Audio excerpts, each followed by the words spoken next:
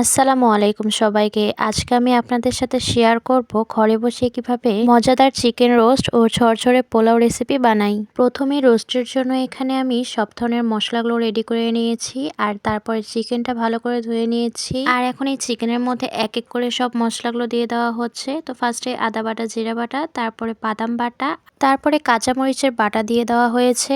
এরপর দিয়ে দিল পরিমাণ মতন লবণ। আজকে আমাদের ঘরে যেগুলো মশলা ছিল সেগুলো দিয়ে আজকে আমরা রোস্টটা রান্না করব। যেহেতু টক দইটা এখন বাড়িতে ছিল না তাই সেটা স্কিপ করা হয়েছে। ঘরে থাকা মশলার উপকরণ দিয়ে এখন এই চিকেনটাকে ভালো করে মাখিয়ে নিচ্ছে। ওদিকে চিকেনটা ম্যারিনেট করে রেখে এখন আমরা একটা কড়াইয়ের মধ্যে পরিমাণ মতন তেল দিয়ে দিলাম। তারপর দুটো তেজপাতা আর কিছু গোটা মশলা দিয়ে দিল। এরপর দিয়ে দিল কেটে রাখা পেঁয়াজগুলো ব্রাউন না হওয়া পর্যন্ত ভাজতে হবে। আর যখনই দেখবো পেঁয়াজগুলো ব্রাউন কালারের হয়ে এসেছে তখন এক এক করে এখানে বাটা মশলাগুলো আমরা দিয়ে দিব।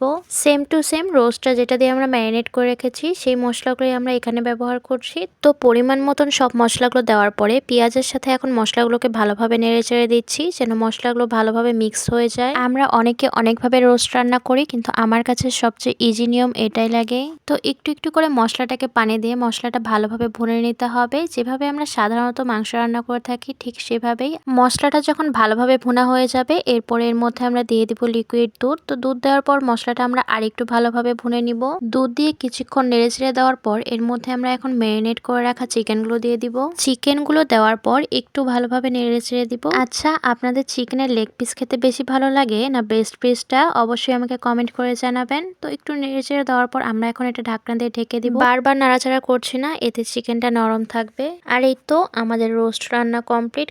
আর ঘ্রাণটাই বলে দিচ্ছে রোস্টটা কেমন হয়েছে। রোস্ট রান্না তো কমপ্লিট, এখন আমরা আমাদের ঝরঝরে পোলাওটা রান্না করে নিব। তো ফার্স্টেই একটা ফ্রাই প্যানের মধ্যে তেল দিয়ে দিলাম আর এখন এর মধ্যে দিয়ে দিব গরম মশলা আর তেজপাতা আর তারপরে দিয়ে দিব কেটে রাখা পেঁয়াজগুলো। তো পেঁয়াজগুলো একটু ভালোভাবে ভেজে নিতে হবে যতক্ষণ না পর্যন্ত ব্রাউন কালার আসে। তো পেঁয়াজগুলো যখন একটু হালকা ব্রাউন ভাবে ভাজা হয়ে যাবে এর মধ্যে তখন বাটা মশলাগুলো দিয়ে দিব। আর বাটা মশলাগুলো দেওয়ার পর পোলাওয়ের চালটাও এখানে ঢেলে দিব।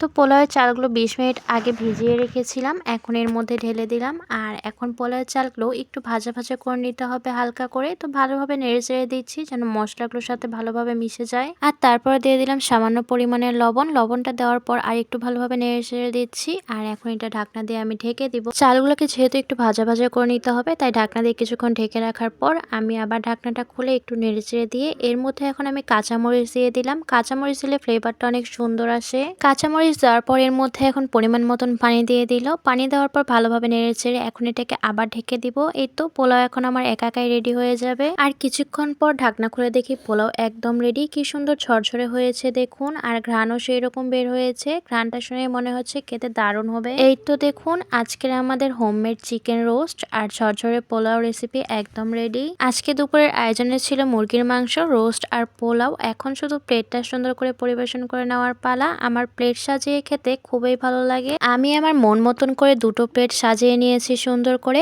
আপনাদের কাছে আজকের এই ভিডিওটা কেমন লাগলো সেটা অবশ্যই আমাকে কমেন্ট করে জানান। এরকম রান্নার বা ঘোরাঘুরির আরো ভিডিও দেখতে আমার পেজটা ফলো দিয়ে রাখুন। তো আজকের এই ভিডিও এই পর্যন্ত। সবাইকে আল্লাহ হাফেজ।